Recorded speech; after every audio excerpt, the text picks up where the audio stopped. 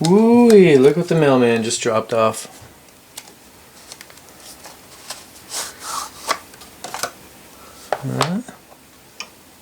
Algoma Central. And Algoma Central. Just can't have just one. I got these from Otter Valley. I wanted to get one with sound and one without, because I figure I'll be running them together all the time anyway.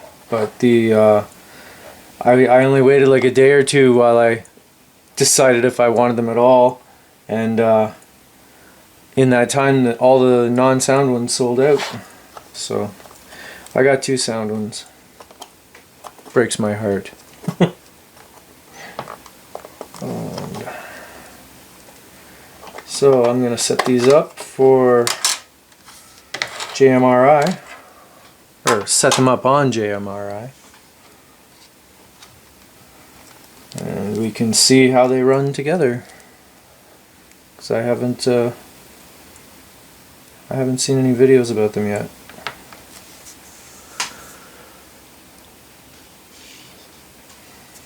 Let's see. Give the bag a little tug.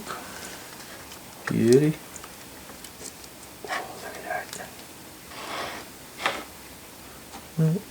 They pride themselves on the details, even on the bottom of their locomotives and cars.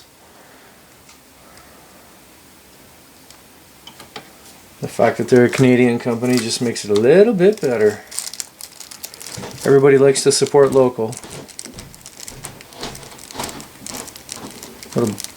Ooh, baggy of parts. There must be a traction tire on here then. Yep, there's an axle set with traction tires, but they provide an axle set to replace the traction tires without traction tires. I'll probably do that because, yeah, I'm not a big fan of traction tires. Although, admittedly, my Dash 8 Draper taper is fine with them, so. Huh. I'm not even sure what all is in this bag here. Let me zoom in and figure it out.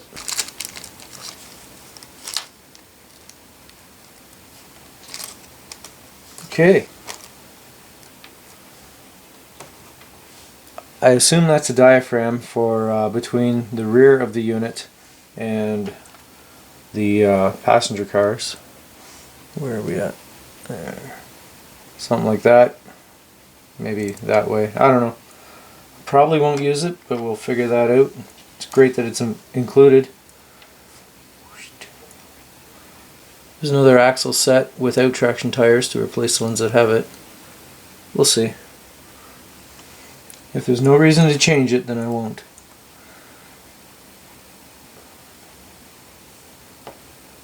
Four extra traction tires.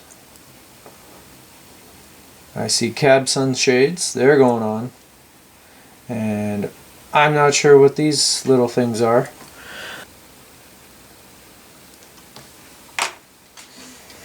Read all sheets. This is going to take a while. Meanwhile, let's check out what else is in the box, because there's the literature at the bottom.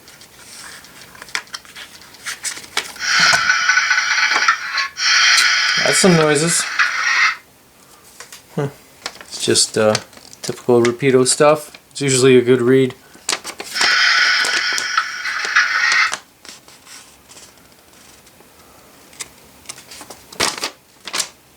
En français. Lights are lighting up and everything. I won't bore you with the watching it shake back and forth. I'll let you. I'll be back when this is done. When I first got these, they were quite noisy. I could hear like crunching and stuff coming from the drivetrain.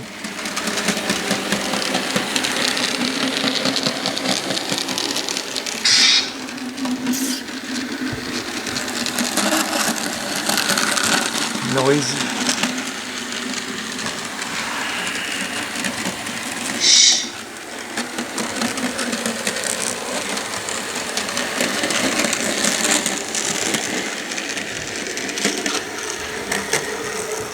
maybe I should have sent them back to Rapido, but it's not really my style. I'd rather see if I can figure out what's wrong first myself.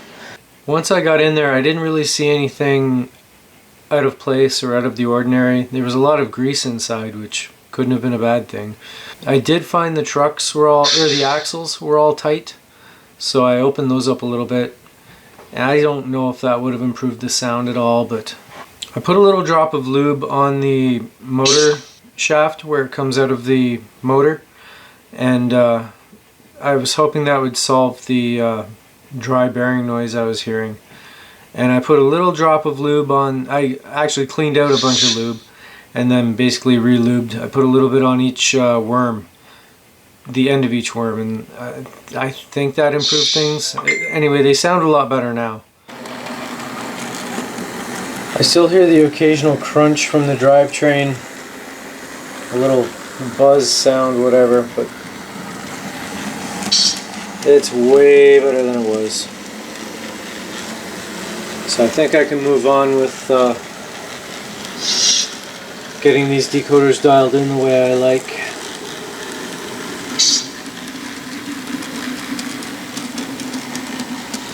Now that I think I've got them quieted down, some of the things I still have yet to do is, one thing is figure out how to stop this hissing sound, as you've noticed. I actually have the sound off, and I know some of them will still run certain noises for a little bit after you shut them off, but these things don't stop. They just keep going. Yeah, like that. So it'll do that for an hour if I let it, so I have to actually shut the power off to the track to get it to stop. So I'm going to try and figure out how, somewhere in the decoder, how to shut that off. It's probably a random function, and it's probably just set for on all the time. So I got to get in there and have a look. But some of the cool things of this model, one thing I've never seen before, and I got to show you this, it's really cool. The classification lights, you can turn those on and off.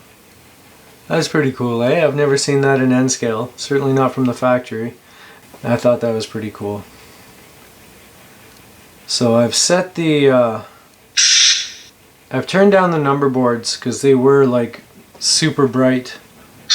And I've set the ditch lights to come on and off with the headlight, because I've never seen anything modern day just running around with just the headlight on and not the ditch lights. So I got those set together.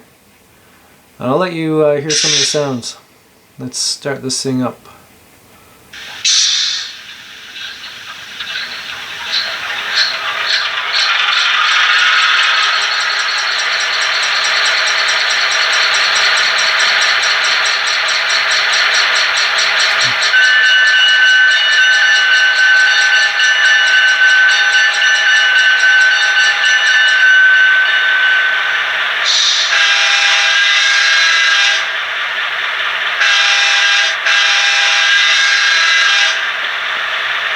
I know the sound doesn't come through very well, TV screen or a computer monitor or whatever, but it sounds pretty good.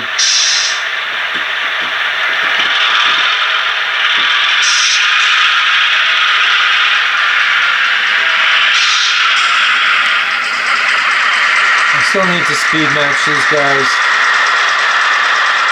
set the momentum and all that. I'm just glad I got them running better. You'll notice that one of the ditch lights is a little dimmer than the other. I gotta figure that out still. I think it's just the positioning of the light pipe is not quite where it needs to be.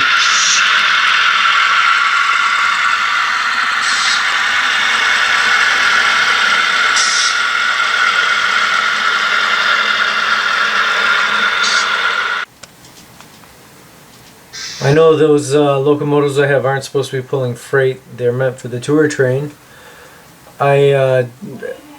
Algoma Central stuff's hard to find, and so I've just painted up some of the passenger cars I've had in my collection for years. to match. It's total foobies. Like they don't match anything that the Algoma Central had, but paint and decals. Hopefully it'll look good enough to my eye. These guys need another coat of paint. I have some decals coming from Highball Graphics. We'll see what they're like to work with.